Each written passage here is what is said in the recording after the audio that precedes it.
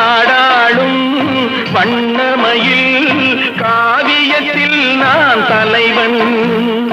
நாட்டில் உள்ள அடிமைகளில் ஆயிரத்தில் நான் ஒருவன்.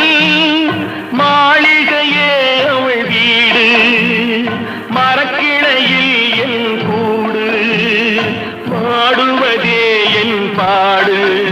இதில் நான் வந்தமான் நெஞ்சை நாடுவதெங்கே?